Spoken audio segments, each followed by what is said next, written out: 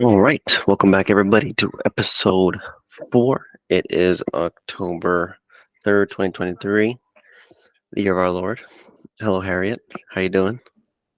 Doing well. How are you? I'm great. It's been a pretty wild day so far, as everybody probably knows by now. Kevin McCarthy has been ousted as Speaker of the House today. Very conflicting views from different parts of the Republican Party. So a lot of people are saying, I think a lot of the squishier Republicans are saying, "Oh, we're getting a lot of things done," which I'm not sure is actually true. I'm not sure we're going to find somebody better.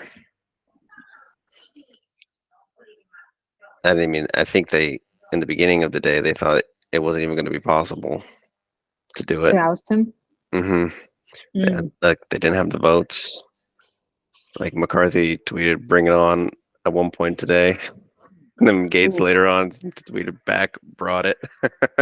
Ouch. It was fun. Let me see.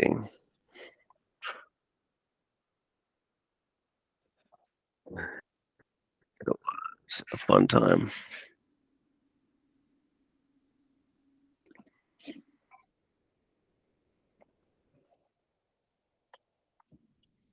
Every The listeners can find it on their own.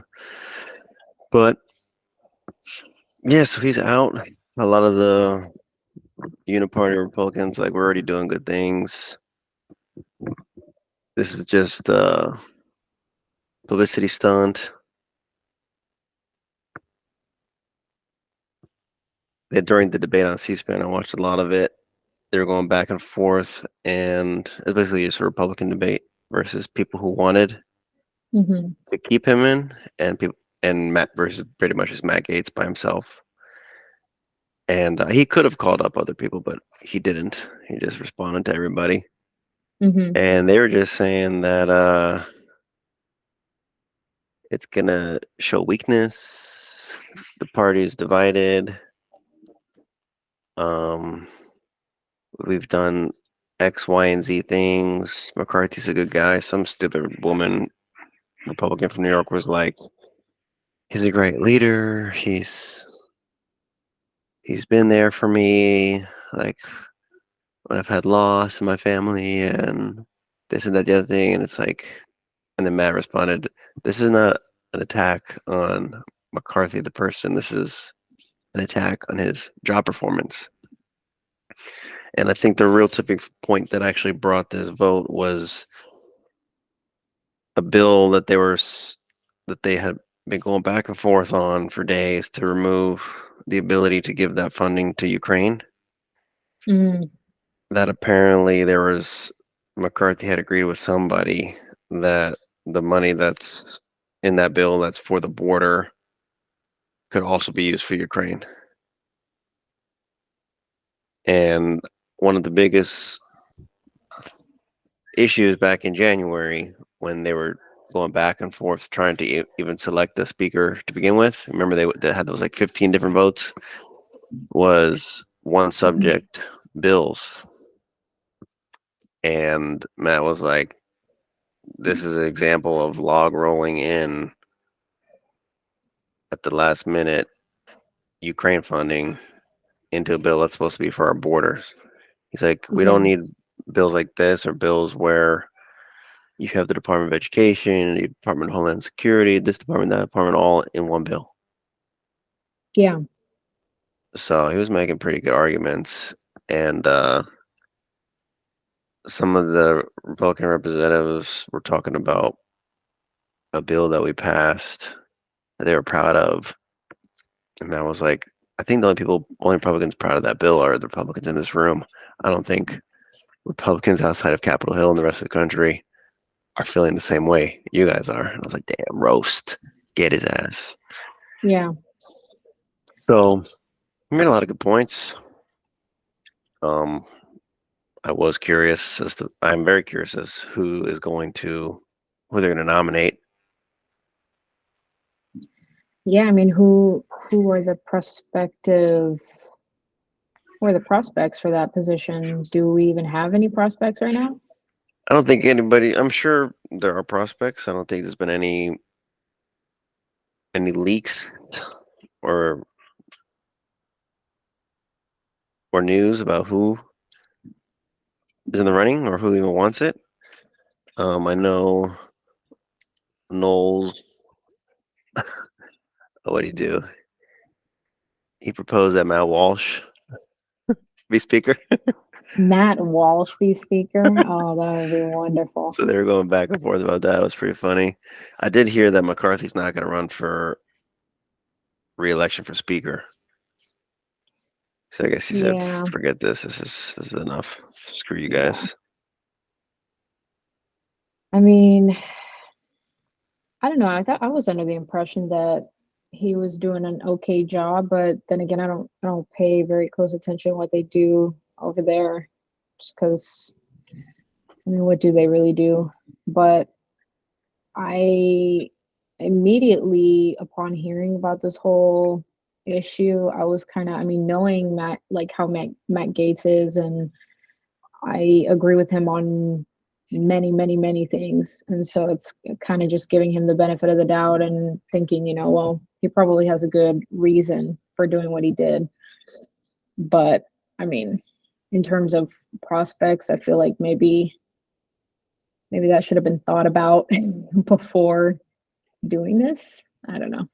But I maybe mean, they have. just Maybe they because we know don't know, more. yeah, That's just true. because we Yeah, don't know doesn't mean that maybe they they don't knew have an more than idea. we did. Yeah. So I don't know. That's.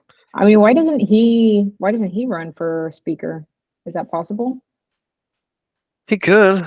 I'm not. I mean, I'm not sure who would support him because I think the Democrats sided with him to oust McCarthy just because they don't like Republicans. Period. So having no Because they speaker, they want someone less Republican to be yeah, speaker, and Matt Gaetz is like the opposite of less yeah. Republican. He is extreme Republican. So yeah, that's a Oh, and good then point. one of the people, the group that wanted to keep him, called up. He was talking about how he got a text. He probably didn't, but apparently Matt Gates' team is fundraising off of this, right? And then over here he goes, I take no lecture from those who grovel and bend the knee for the lobbyists and special interests who own our leadership, hollowed out this town and borrow against the future of our generations. He's Oof. like, I got no problem asking regular hardworking Americans for 5, 10, $20 versus going to the lobbyists. And then it kind of got loud in the chamber. It's pretty awesome. Yeah, he's a savage, man. He's really good at what he does. But yeah, I don't know. I don't know how a lot of these Republicans feel about it. I really don't have a, you know, a set in stone opinion on the whole matter just because I don't know enough about it and I don't know enough about the bill that brought it on or what Matt Gaetz said. I would have to actually watch what he said, but I don't know. He's pretty good, so Yeah, single subject appropriations bill. So yeah, I guess somebody was saying that they were doing it, and he was like, he didn't even want to do it until we forced him to do it in the negotiations and to make him speaker. yeah, but like you just said, the only way that we can get a Republican speaker as speaker is if we get some Democrat votes, right? Or if we get every single Republican to vote on Not, in not favor of. every. We can get some Democrat votes somehow. Probably. If I was them, I would maybe I would. If I was mad, I'd say make it be me, and then for all your representatives in sanctuary cities where your city's getting flooded by immigrants and all your voters are pissed, we can help do something with that. Because then it'd be like, They're not because going to. The one thing that the Democrats are extremely good at, and they're actually good at a lot of things. It's strategically, not in their views on life or morals or anything like that, but strategically, they are always as one. The Democrat Party is very, very like in unison. And so I feel like to get some to vote yay and most nay, but to get some to vote yay, you got to be someone that's not Matt Gaetz. You got to be someone that's like McCarthy, that is kind of a squish, and you think is going to be kind of progressive, maybe. I don't know.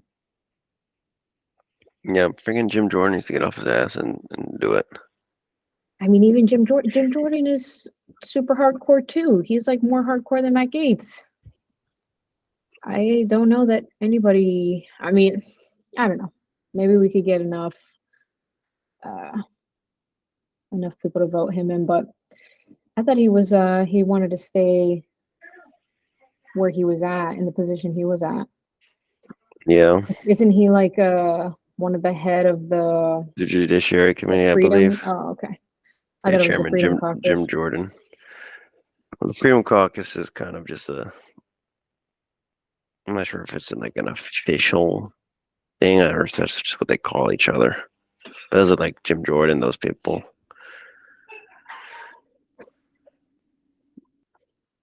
Yeah, I don't know, but And look at through all these guys and see.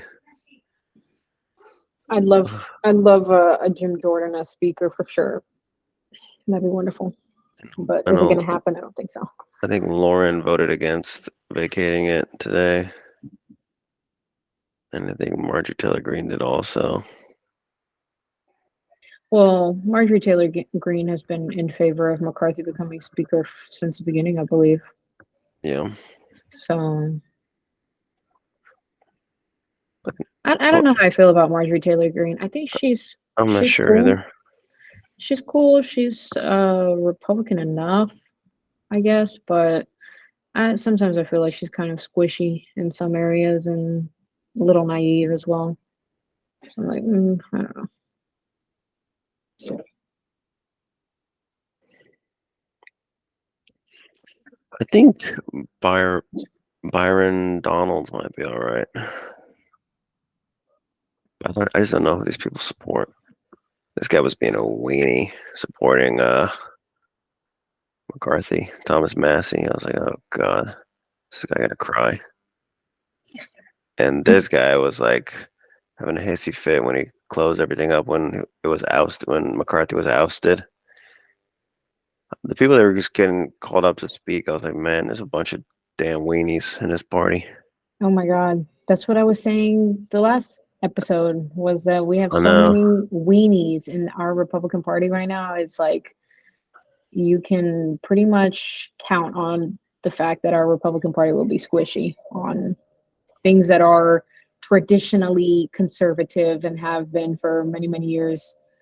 Like the whole abortion thing. Like right now, there's a lot of Republicans squishy on the whole abortion issue. And it's like true conservatives and traditional conservatives are pro life. And I just don't understand how that's even like a squishy topic right now if you're conservative. Yeah, Andy Biggs he's hardcore. I like him, but I don't think they'd ever give it to him. I mean, I guess maybe the only two options I see is Steve Scalise, who's pretty much the number two right now. He's cool. I like that guy. Or Jim Jordan. Jim Jordan's just gonna have to be like, hey, sorry.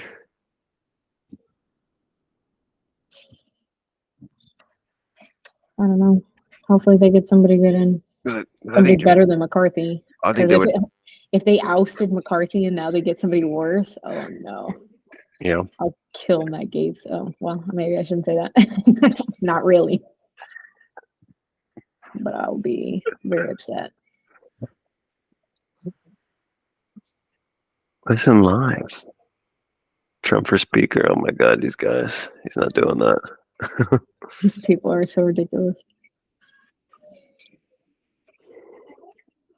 That shit was funny. If he actually just did it, so yeah, I'll do it for a couple months.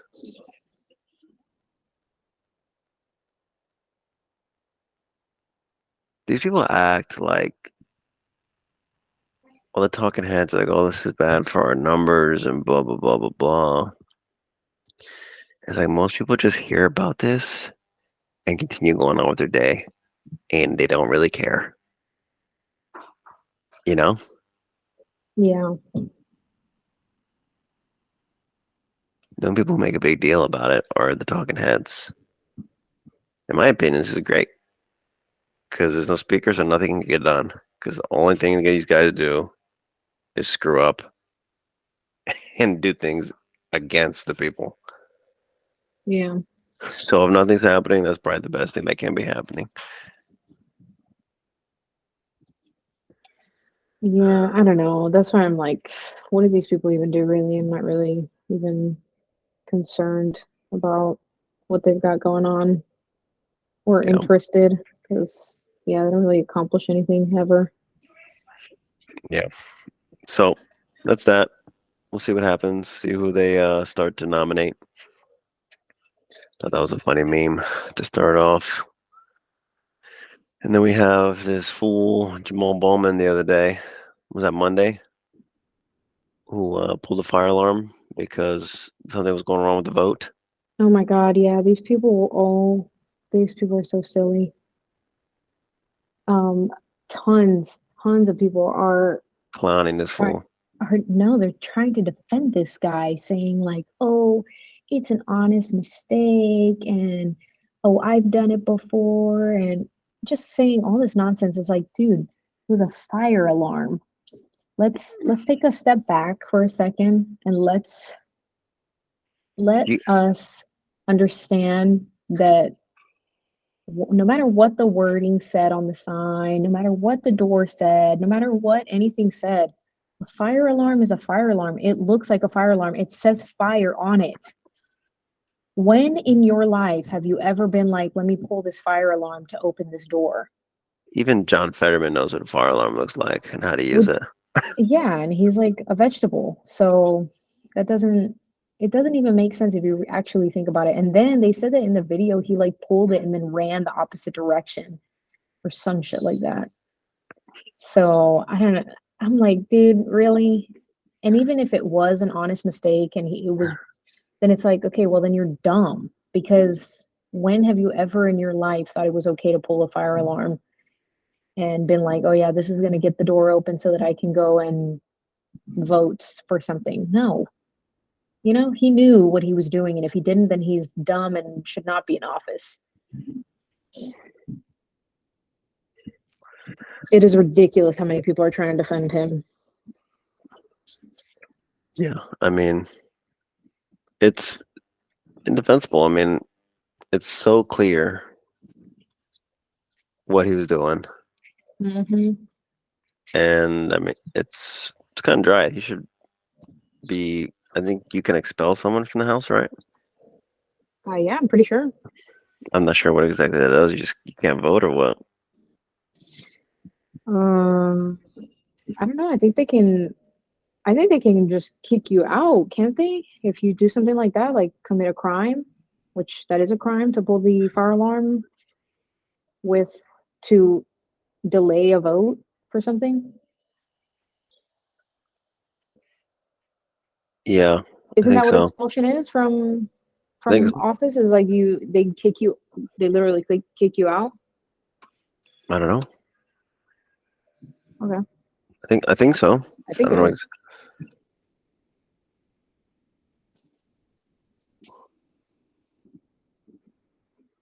Each house may determine the rules of participation, Disorderly punishes behavior. members Yeah. for behavior, expulsion from the United States Congress.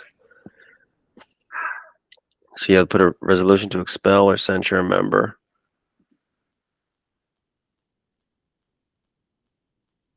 The Committee of Ethics. Then people talk about the complaints. Then investigation is launched. They have a I don't know. report, and then they vote on to accept, reject, or alter the report's recommendation. That guy is an imbecile. So Voting to expel requires the concurrence of 2/3 of the members. This is said in Article 1. He should Yeah, definitely be expelled. That's definitely disorderly conduct. they should at least try to expel him. Yeah, they should definitely try. And then apparently him and his team sent out a memo to like all his party members saying something along the lines of because apparently the Republicans are trying to punish this guy and get him in trouble for this. And he sent out like a memo to the other Democrats saying like, hey, support me. We should be united in trying to, worry about other things, not this mistake, but worrying about the Nazis in the Republican Party or some and see that, and so it's like, And and then he then walked it back after that, he right? walked it back and said, "Oh, this was written by somebody in my team without my consent." Nobody in your team is going to say anything on behalf of you without your consent. He said he gave the okay on calling the Republicans Nazis. And then when he got the backlash, then he walked it back. Then he was like, oh, actually, that wasn't me. Yes, it was. You're racist, dude. You are not fit for office. You should totally be kicked out, man. Yeah. It's ridiculous. Like, why are you using the word Nazi just for funsies? That's not something that you can just call people. That's totally racist and unprofessional and inappropriate. Just because they're Republicans, just because they want to get you in trouble for something you should get in trouble for. Ridiculous. His name? Bowman? Yeah, Bowman. Man, that guy is an idiot. Super.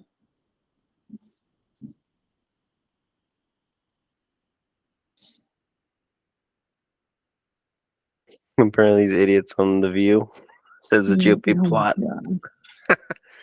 They are so dumb. The View is just They say he takes the bus from his residence. The View is so silly. Who watches The View? Like 80-year-old Just people who are waiting liberal in women. doctor's offices for an hour for their appointment. Yeah, I guess so. Yikes. All right, guys. Well, any last Oh, remarks for today? yes, I did want to say one thing. Huge win in Tennessee, because they've been trying to push this ban of gender mutilation for children, for minors, in Tennessee. Oh, And and the governor vetoed it, but then they overruled him, right? um, no, I don't think the governor over vetoed it. I think he was in favor of it. He's the one that was pushing it, I Oh, it was believe. the courts. He And did it. no, no, And then no. So then the opposing, I don't know, the opposing people that oppose this bill or this ban were trying to say that it was against the constitutional rights of the people and blah blah blah, and just a bunch of nonsense.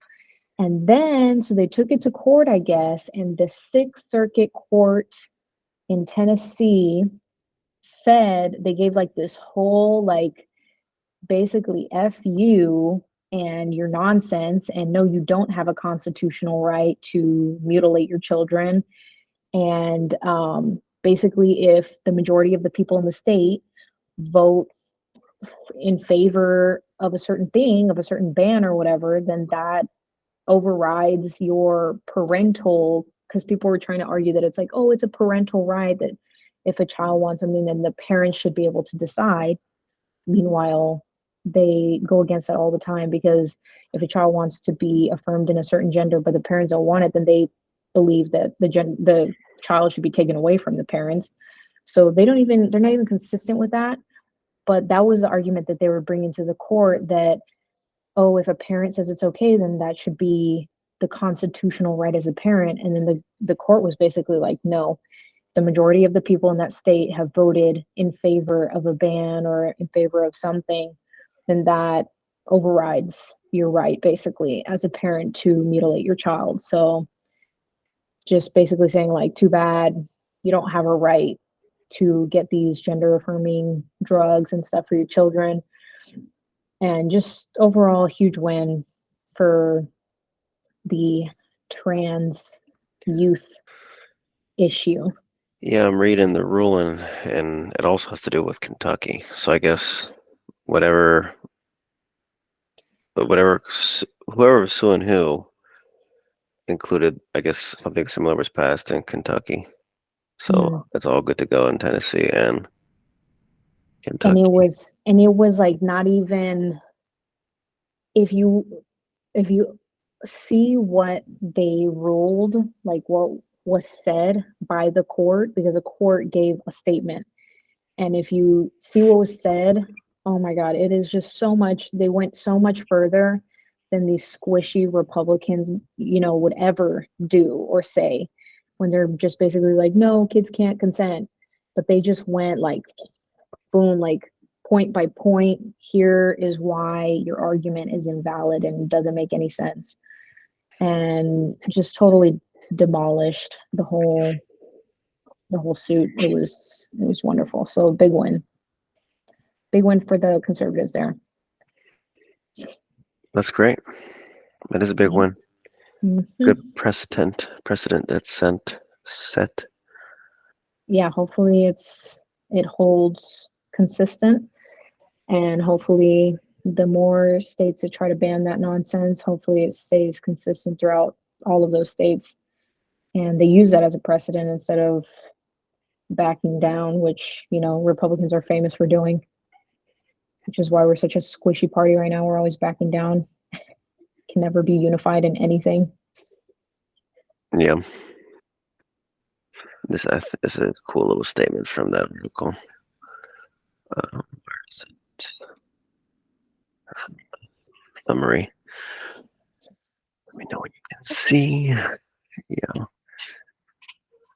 Faced several initial headwinds in obtaining relief. First, they do not argue that the original fixed meaning of the due process or equal protection guarantees covers these claims. That prompts the question whether the people of this country ever agreed to remove debates of this sort over the use of innovative and potentially irreversible medical treatments for children from the conventional place for dealing with new norms, new drugs, and new public health measures. The democratic process. Life tenured federal judges should be wary of removing a vexing and novel topic of medical debate from the ebbs and flows of democracy by construing a largely unamiable constitution.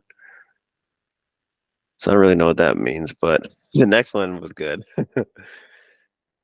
While the challengers do invoke constitutional precedents of the Supreme Court and our court in bringing this lawsuit, none of them resolve these claims. In each instance, they seek to extend the constitutional guarantees to new territory.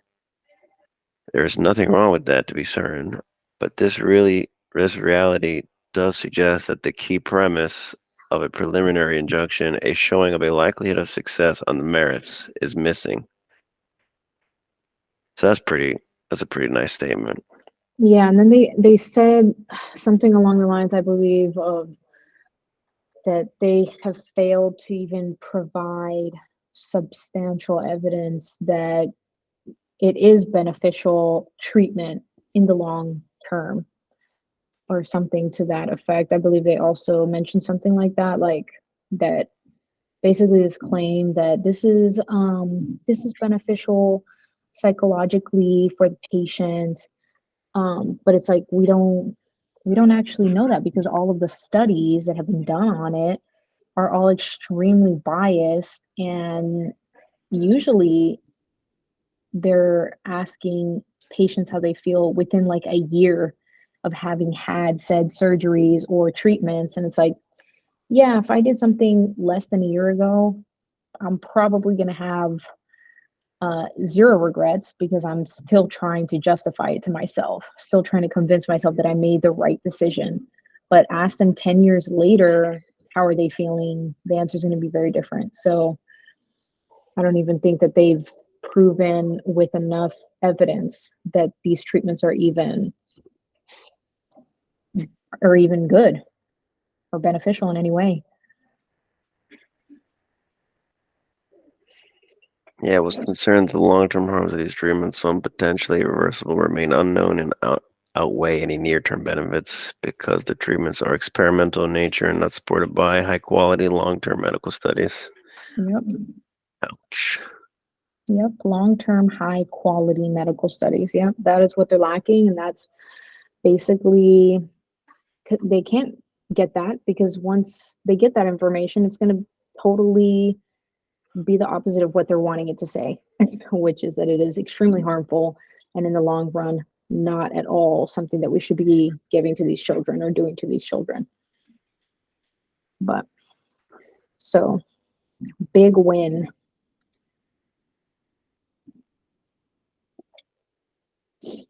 Very big win. Cool. 2 states down, 48 to go. Yeah. All right. Thank you, everybody, for joining us. We will see you tomorrow. Thank you for your priceless input, Harriet. No problem. Ciao. Ciao.